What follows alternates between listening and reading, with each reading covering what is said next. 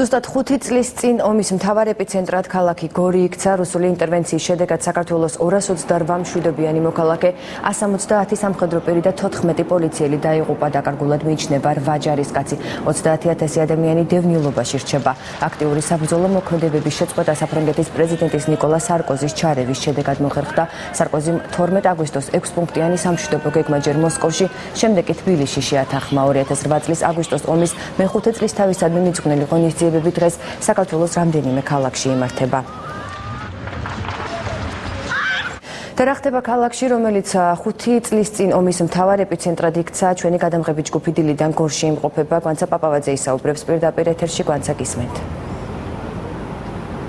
გორში აგვისტოს ომისადმი მიძღვნილი ღონისძიებები დილიდან მიმდინარეობს. აქ ჩამოვიდნენ მინისტრთა კაბინეტის წარმომადგენლები, რომლებმაც ომში დაღუპული გმირების ოჯახებს კიდევ ერთხელ მიუსამძიმრეს. გორიდან ისინი წავიდნენ შინდისში, ასევე მოინახულებენ ნიქოსა და სოფელ კოშკას, სადაც დაღუპული გმირების მემორიალებს გვირგვინებით შეამკობენ.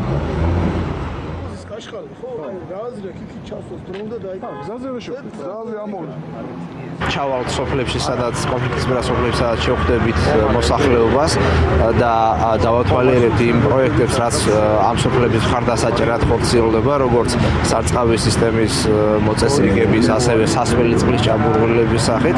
გარდა ამისა, მოსახლეობასთან საუბარი გვეხდება იმ საჭიროებებზე, რაც მათ აქვთ, რათა ეტაპობრივად დაეხმაროს მათ ხელისუფლება და მოუგვაროს ეს საჭიროებები. ეს ომი არ უნდა მოხდარიყო. ამ ომში გამარჯვებული არავინ არა. ვერც ერთმა მხარე ვერ მიაღწია იმ მიზნებს, რის გამოც ისინი ჩართულები იყვნენ და იმედი ჰქონდათ, რომ ამ ომით შეიძლება რაღაცას მიაღწიათ. ყველა არის ნულზე, გარდა იმ ხალხისა, ვინც დაიღუპა და იმ ოჯახებს. ამიტომ მე მინდა მთელი გულწრფელობით, იმიტომ რომ ამ სფეროში დიდი ხანია ჩართული ვარ და ძალიან კარგად მესმის ის ტკივილი, ის ტრაგედია, ეს უბედურება, რაც მათ ოჯახებს დაატყდა. ამიტომ პირველ რიგში და უპირატესად მათ მომდე მე მინდა მიუსამძიმრო ამ ოჯახებს.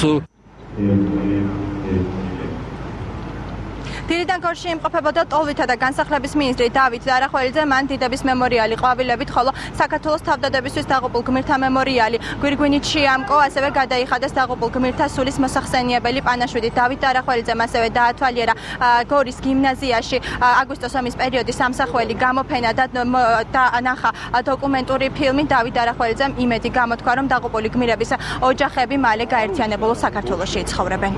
სამწუხაროდ დღემდე 20 წლის თავზე დევნილობისა და 2008 წლის შემდეგ ჩვენ გვყავს ორმაგი დევნილები უკვე.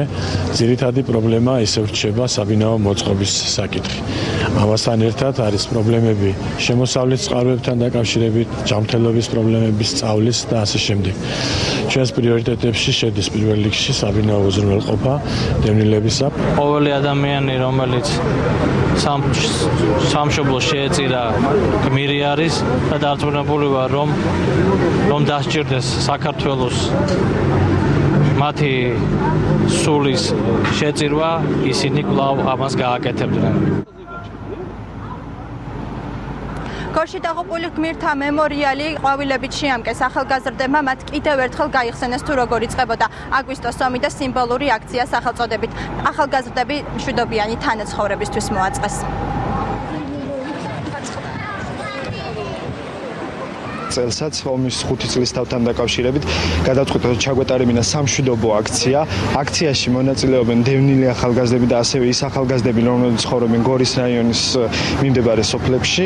ჩვენ გვახსოვს 5 წლის წინანდელი მომხდარი ომი, ამიტომ პატივს მივაგებთ ყველა იმ დაღუპულ გმირს და გვინდა რომ გამოვხატოთ ეს ჩვენი ტკივილი იმ სოფლების რაც დავკარგეთ.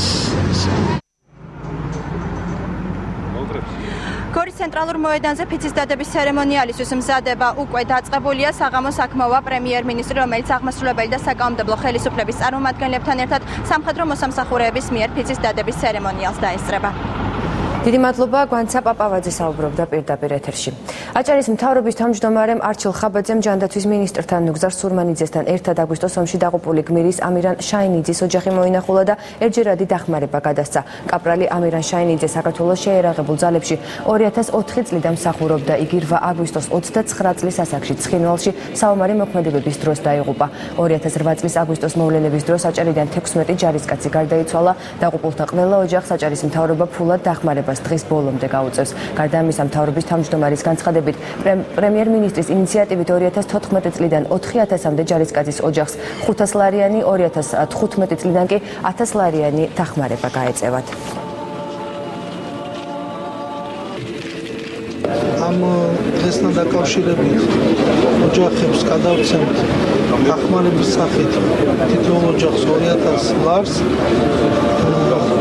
მინდა გითხრათ, რომ მთავრობამ მიიღო პრეცედენტო გადაწყვეტილება 2015 წლიდან 14 წლიდან უკაცრავად 4000-მდე ოჯახს დაღუპულთა ოჯახს გადაეცემა 500 ლარიანი დახმარება, ხოლო 2015 წლიდან 1000 ლარიანი დახმარება ყოველთვიურად. საქართველოს 21 საუკუნეში კიდევ ერთხელ დაჭირდა თავისი დაცვა იმისათვის, რომ ის იყოს დამოუკიდებელი ქვეყანა. ვიმედოვნებთ, რომ არა მარტო საქართველოს, არამედ მთელი მსოფლიო კიდევ ერთხელ გადააფასებს თუ როგორ გვიждდება თავისუფლება და რომ ასეთი მეთოდები ნამდვილად უნდა დაიგმოს სამომავლოდ. ჩვენი მოქალაქე პირველი გამოვიყოთ და არ დავივიწყოთ არასოდეს გმირების სახელით. თუნდაც ესეთი ფორმით ძალიან ლამაზი ხეივანი იქნება ამ ადგილას, ეკლესიას დასრულდება და ალბათ ჩვენ შევეცდებით, რომ ჩვენ მომავალთაობას ყველას კონდეს იმის ზებრო ქართული ხალხი ყოველთვის იცოდა თავის დამოუკიდებლობას.